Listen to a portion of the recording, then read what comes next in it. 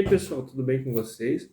Espero que sim. Bem-vindos aí a mais um vídeo do Paleoblog. E vocês estão vendo aí que eu estou num cenário diferente, estou fazendo um vídeo com uma produção um pouquinho menor. Esse vídeo então, ele faz parte de uma nova série que eu quero começar aí no Paleoblog. O canal está no começo, então vocês vão ver o início de várias novas séries, né? E o nome dessa série é Esse Mês na Paleontologia. Então, eu vou falar um pouco sobre algumas das descobertas que aconteceram no mês anterior. Então, por exemplo, eu estou postando esse vídeo aqui na primeira semana de junho. Então, eu vou falar das principais descobertas da paleontologia aí no mês de maio, certo? Eu não vou falar de todas as notícias da paleontologia desse mês, porque são muitos trabalhos, alguns assim, são mais relevantes para a galera que está na área de paleontologia, talvez não sejam tão interessantes para o público geral, né? Então eu selecionei apenas algumas aí mais interessantes, as principais, aí, as que eu achei mais interessantes, né, para passar para vocês. Essas notícias vou só comentar um pouquinho sobre elas, vai ser uma versão resumida, né, dessas notícias, mas se vocês se interessarem, eu vou deixar aí na descrição do vídeo os links originais dos artigos, né, de onde vêm essas notícias. E algumas das notícias que eu vou falar aqui, elas também viraram notícias no Paleoblog. Então eu escrevi sobre esses artigos de uma forma mais completa e tal. Então eu vou deixar os links dessas notícias do blog também, para vocês poderem dar uma lida no material mais completo. Aqui eu vou fazer só um resuminho do que eu achei mais interessante que ocorreu na paleontologia no mês de maio, ok? Então a primeira notícia aí mais legal do mês de maio é do dia 3 de maio, né, que é um artigo produzido por Kellner e colaboradores, onde eles fazem é um artigo em dose dupla. Eles fazem a reclassificação de um animal que já havia sido descoberto e fazem também a descrição de um novo gênero de animal pré-histórico. No caso aqui, eles fazem a reclassificação do Fachinalpterus minimus. Ele foi descrito originalmente em 2010 e os pesquisadores que descreveram ele originalmente, eles consideraram esse animal como sendo um pterossauro basal ali da formação Caturrita, né, no Rio Grande do Sul. Então ele dataria aí por volta de 220, 215 milhões de anos atrás e seria um pterossauro muito antigo. Mas, como os fósseis estavam bastante incompletos e não tinha muito no que se basear, a partir de 2013, vários pesquisadores começaram a questionar se o Fachinalpterus realmente seria um pterossauro. E nesse novo trabalho de Kellner e colaboradores, né, de 2022, eles finalmente redescrevem esse animal não como um pterossauro, mas como um pterossauromorfo basal, né? Então ele seria um animal no início da linhagem dos pterossauros. Ele ainda não seria um pterossauro, né? Ele seria um animal quadrúpede ali no início, um animal terrestre, no início da linhagem que daria origem aos pterossauros. Nesse mesmo artigo, eles descrevem outro animal da mesma formação ali do Rio Grande do Sul, que eles chamam de Maihari bonapartei. Desculpe se eu estiver pronunciando o nome desses animais completamente errado, mas está aí na tela para vocês verem. Que também é um pterossauromorfo basal, né? Então, não é a mesma espécie, eles não são a mesma espécie, o Fachinopterus e o Maihari, mas eles dois seriam pterossauromorfos basais, né? Seriam animais que estariam na base da linhagem que vai dar origem aos pterossauros mesmo, né? O que é muito interessante. Inclusive, eu acho muito interessante o nome que eles deram para esse animal, né? Maihari, né? Desculpe a pronúncia, mas que é uma palavra de origem aí Guarani Kaiowá, né, de origem indígena, que poderia ser traduzido basicamente como aquele que olha para o céu, né? Um nome super poético de um animal que está justamente na base da linhagem de animais que um dia se tornariam os primeiros vertebrados a conquistarem o ambiente aéreo. Achei fofo. A segunda notícia, também do dia 3 de maio, foi dada por pesquisadores japoneses, né? Então ela fala da descoberta de um novo dinossauro teresinosaurídeo no Japão. Então os teresinosaurídeos eu acho que vocês conhecem, né? Eles eram dinossauros terópodes, herbívoros, né? Contrariando o resto da linhagem dos terópodes, que na sua grande maioria são animais carnívoros. Então os terizinossauros eles foram dinossauros terópodes herbívoros, cuja principal característica eram suas garras extremamente compridas, né? Quem lembra aí do terizinossauro deve lembrar das garras extremamente compridas que eles têm. Então esses autores, né, que é o Kobayashi e colaboradores, eles descrevem uma nova espécie de terizinossaurídeo vindo do Japão. Esse animal, então, ele foi chamado de Paraliterizinossauros japonicus, certo? O nome compridinho. E ele teria vivido durante o período Cretáceo. Os fósseis do animal foram descobertos originalmente em 2008, mas eles não tinham sido oficialmente descritos até agora, até 2022. Apesar desse animal já ter aparecido num documentário, né? Esse Oterizinosaurídeo, né, eles já tinham usado essa descoberta num documentário japonês. Agora não me lembro qual documentário que era, mas ele já tinha aparecido, só não tinha sido nomeado nem descrito oficialmente. Esse animal ele foi descoberto na ilha de Hokkaido, que é Hokkaido, que é a segunda maior ilha do arquipélago japonês. Esse animal, então, ele teria vivido aí por volta de 83 e 72 milhões de anos atrás, durante o período Cretáceo. E é interessante que os fósseis desse animal foram descobertos numa formação que representa uma formação de ambiente costeiro, né? E não tinham sido descobertos até agora terizinossauros com esse tipo de comportamento, né? Habitando ambientes costeiros. Então é uma descoberta muito interessante que aumenta aí nosso conhecimento sobre a paleoecologia desses animais, né? O nível de diversidade que eles podiam atingir na era Mesozoica. A próxima notícia, também no dia 6 de maio, fala sobre a reprodução dos trilobitas. É um artigo publicado por Losso e colaboradores, que são pesquisadores ali da Universidade de Harvard. Eles falam sobre o trabalho de cópula dos trilobitas, né? Então, sexo de trilobitas. A gente sabe que nós sabemos um pouco sobre a reprodução dos trilobitas, porque alguns fósseis de trilobitas foram encontrados contendo ovos, né, carregando ovos, né, junto de ovos. Então a gente sabe que esses animais reproduziam através de ovos, né, mas a gente não sabia como era o momento da cópula. Mas aqui a Sara Losso e o Javier Ortega Hernández, né, que são os dois autores desse artigo, eles descrevem um fóssil de um trilobita chamado Olenoides serratus. Na verdade, eles descrevem dois fósseis, né, de Olenoides serratus, que datam aí do período cambriano. E esses trilobitas, eles tinham uma estrutura no abdômen que esses autores eles interpretam como sendo clásperes. Os clásperes, então, nos artrópodes, eles são estruturas que são usadas para o macho, ele, durante o amplexo, né, que é quando o macho fica sobre a fêmea durante o ato reprodutivo, o macho ele utiliza esses clásperes para agarrar a fêmea, né? Então assim ele consegue garantir que quando a fêmea ela depositar os seus ovos, ele consiga fecundar esses ovos, né, ali no local, né? Então eles têm mais chance de fecundar esses ovos, né, no local ali imediatamente assim que a fêmea põe eles, né? Porque esses animais eles tinham fecundação externa muito provavelmente. Então a fêmea botaria os ovos na água e o macho fecundaria esses ovos, né, jogando os seus gametas na água também. Então o clásper ajudaria o macho a se fixar na fêmea, né, e garantir aí uma maior chance de fecundação desse material. E os autores, inclusive, descrevem que ele teria um comportamento reprodutivo muito semelhante aos atuais caranguejos ferradura, né? Possuem aí estruturas bem semelhantes para reprodução. A próxima notícia é do dia 9 de maio e foi uma notícia que deu o que falar, que foi a descoberta de ovos com embriões fossilizados na China, né? Teve vários jornais clickbait falando que acharam ovos extremamente preservados e a galera já estava doida achando que iam fazer um Jurassic Park, que iam eclodir os ovos, que, nossa senhora, vão ressuscitar os dinossauros. Teve, infelizmente, vários comentários muito xenofóbicos, né, da galera falando que os chineses nos trouxeram o coronavírus, eles vão trazer os dinossauros de volta, vai ser a desgraça do mundo. É só coisa de gente idiota, preconceituosa, mas beleza.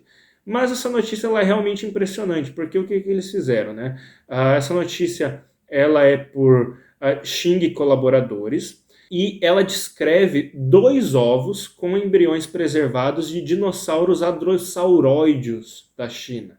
Então, se vocês lembram, os hadrossauros, né, eles eram dinossauros ornitópodes, né, quadrúpedes herbívoros, que a gente antigamente chamava de dinossauros bicos de pato, né, porque os bicos deles eles parecem um pouco com bicos de pato, mas em vida não seria muito, essa questão não seria muito realista, porque em vida eles teriam cobertura de queratina, então eles não teriam muito esse formato. Mas enfim, a gente chamava esses dinossauros de dinossauro bico de pato. E esses pesquisadores chineses, então, eles descobriram um aglomerado de ovos de hadrossauróideos na chamada Formação Hekou, né, na província de Xinxi, eu acho que se pronuncia assim, na China, que data aí por volta de 72 e 66 milhões de anos atrás, bem aí do finalzinho do período Cretáceo. Esse aglomerado ele continha 13 ovos e 2 desses ovos tinham embriões muito bem preservados, né? Apesar de estarem bem preservados, esses embriões estavam incompletos. E para eles estarem incompletos desse jeito, na fossilização, os autores dessa pesquisa eles deram 2 possibilidades. Ou os embriões eles estavam longe de nascer, então eles estavam incompletos, porque eles ainda não se formaram completamente, não estavam completamente formados, então algumas partes não se fossilizaram por causa disso. Ou os filhotes desses hadrossauróideos, eles seriam altriciais. O que quer dizer isso? São animais que não se desenvolvem totalmente ao sair do ovo, né?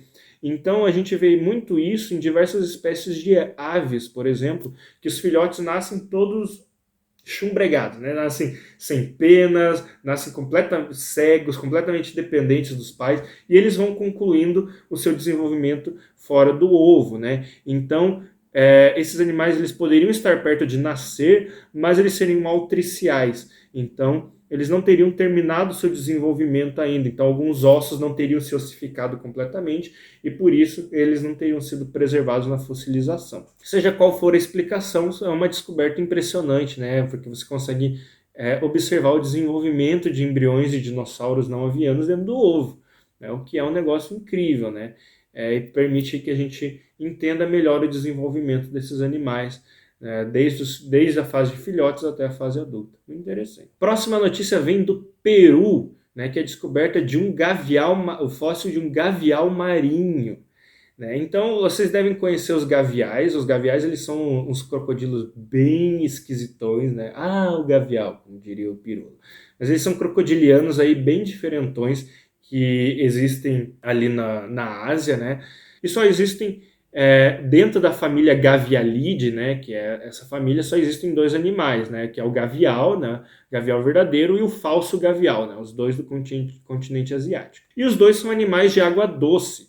E a principal característica desses animais é que eles têm um focinho muito comprido, muito estreito, que é uma adaptação para a captura de peixes. Certo? É uma característica dessa família. Só que apesar de só existirem essas 2 espécies de gavialídeos hoje em dia, no passado eles já foram muito mais diversos.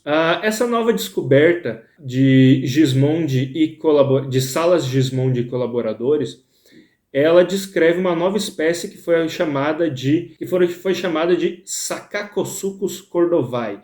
Essa nova espécie ela foi descoberta na formação Pisco, no Peru.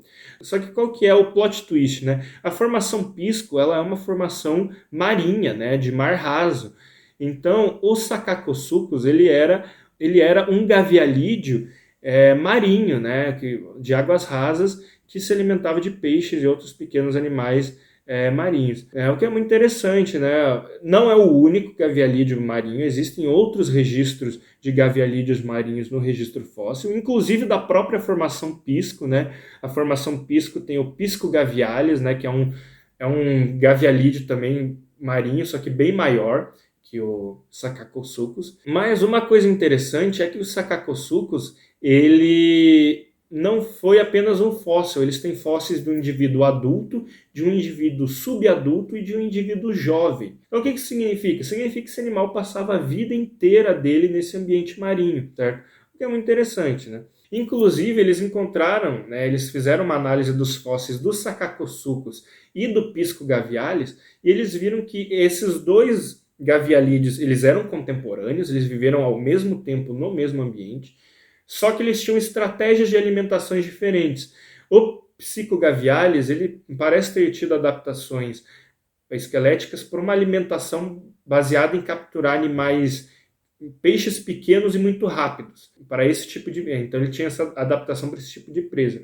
Enquanto o Sakakosuchus, ele parecia ser um animal mais generalista, então se alimentando de diversos tipos de peixes e de animais marinhos ali desse paleoambiente, né? É uma descoberta muito interessante. Falando em répteis marinhos, eu quero falar rapidamente de uma notícia que não tem artigo publicado ainda, mas foi uma notícia que pesquisadores chilenos lançaram nas redes sociais, que eles encontraram aí a primeira fêmea grávida de ictiosauro do registro completo do registro fóssil da Patagônia. Então, eles apelidaram o fóssil de Fiona, e a Fiona ela é o primeiro, como eu falei, o primeiro fóssil de ictiosauro grávido recuperado aí do Chile. Além da Fiona, eles encontraram mais 23 novos fósseis de ictiosauro. Só que, não, como eu falei, não tem um artigo publicado sobre isso ainda. Os pesquisadores só foram na internet e mostraram as fotos da pesquisa, as fotos da retirada do fóssil e tal. Anunciaram isso, mas ainda não tem um artigo publicado. Então, quando um artigo sobre esse assunto estiver publicado, eu trago aqui em mais detalhes. Beleza? E o final de maio de 2022 foi bem movimentado, com duas pesquisas muito interessantes. A primeira delas se trata aí de uma descoberta falando sobre o metabolismo de animais extintos, principalmente dinossauros.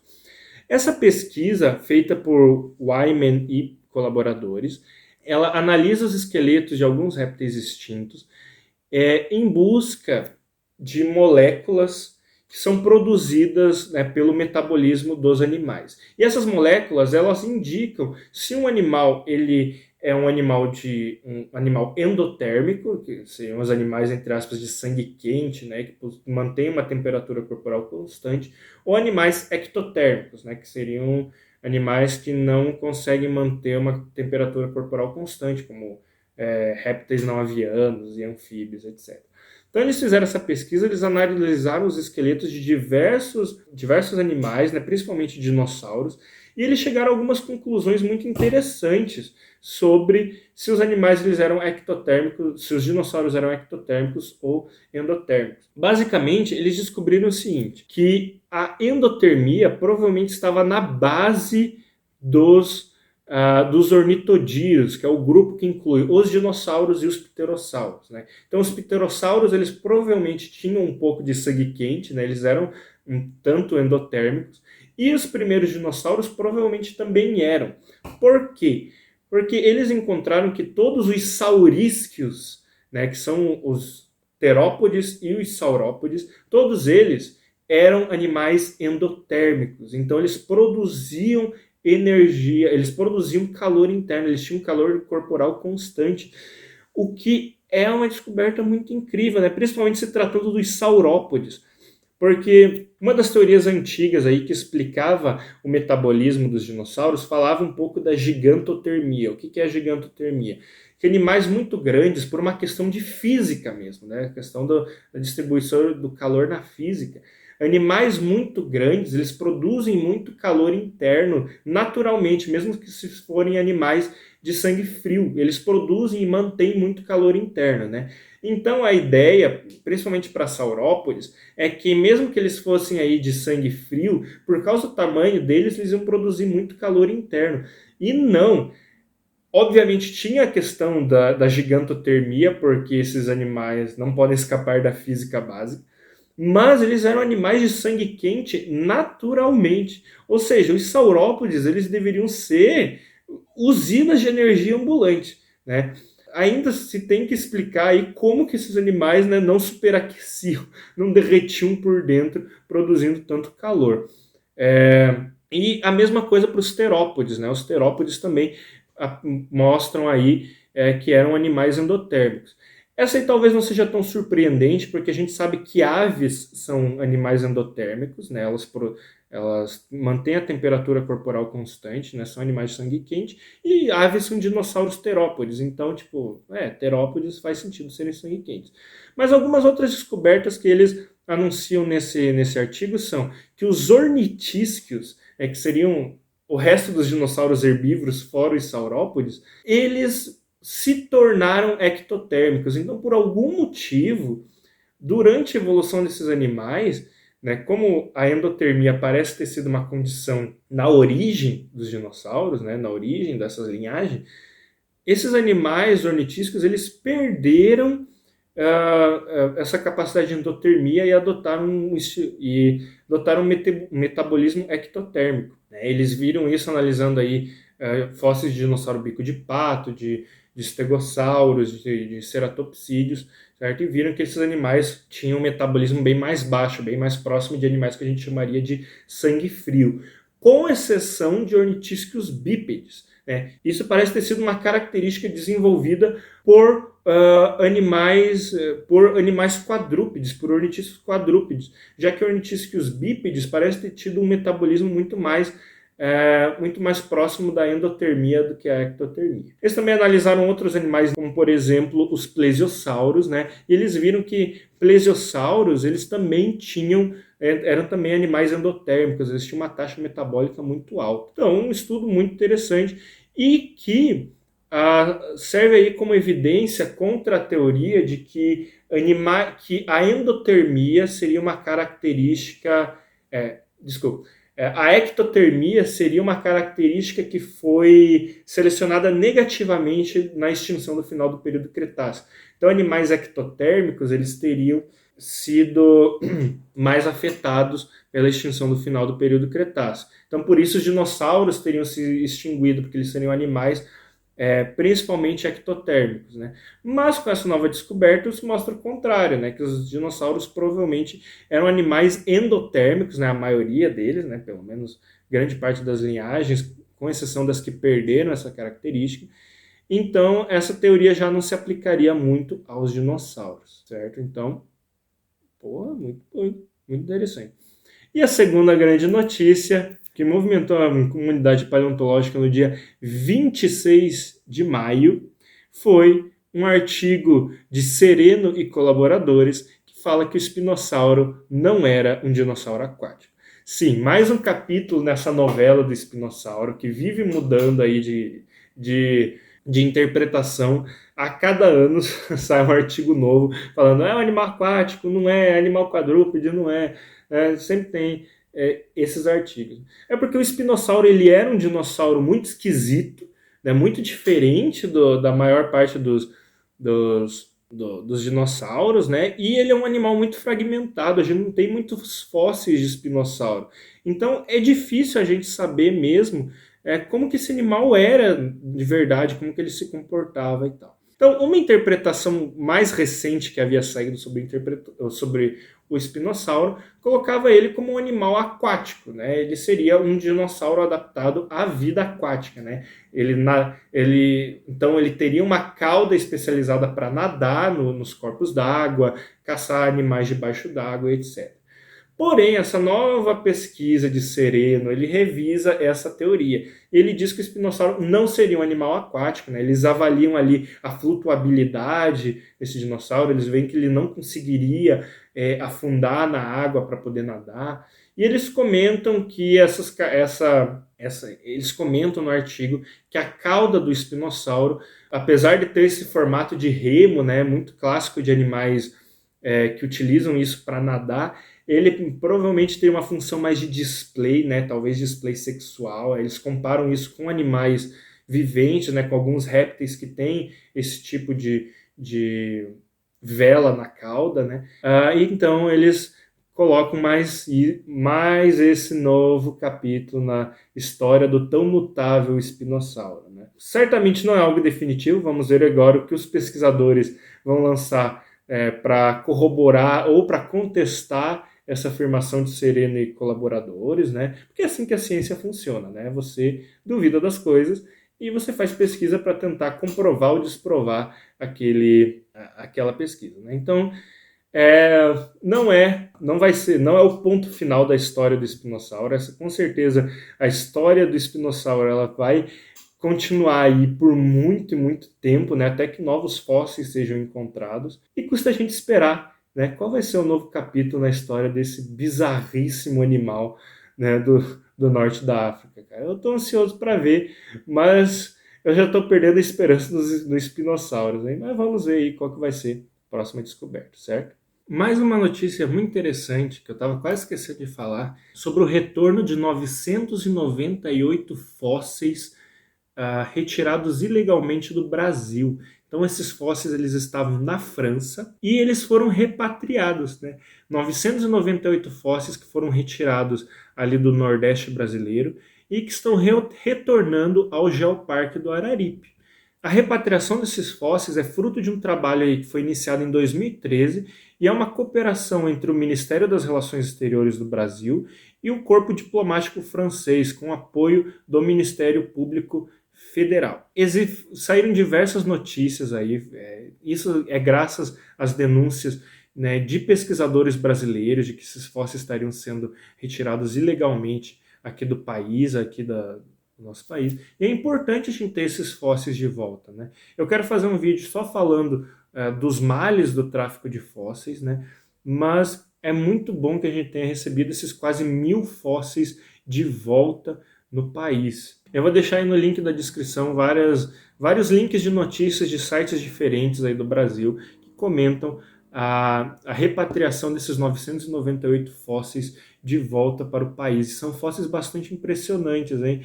Vai dar muito pano para manga aí para os próximos pesquisadores que forem descrever esse material. E a última notícia, que não é bem uma notícia, quer dizer, é uma notícia, mas é que finalmente, né, agora em maio, teve a estreia de Prehistoric Planet, a série documental tão aguardada da Apple TV Plus, que é a representação mais acurada de animais pré-históricos até o momento, né? Então, cara, eu já assisti o documentário está lindo, está maravilhoso, né? É tudo que a gente pediu, vale muito a pena vocês darem uma conferida nesse documentário. Isso que não é um jabá, não estou ganhando nada, infelizmente, mas, gente, vale muito a pena vocês assistirem Prehistoric Planet, né? É a melhor obra audiovisual com dinossauros de todos os tempos, né? Desde Caminhando com Dinossauros. Principalmente a melhor obra audiovisual com dinossauros desse ano. Vale muito a pena ver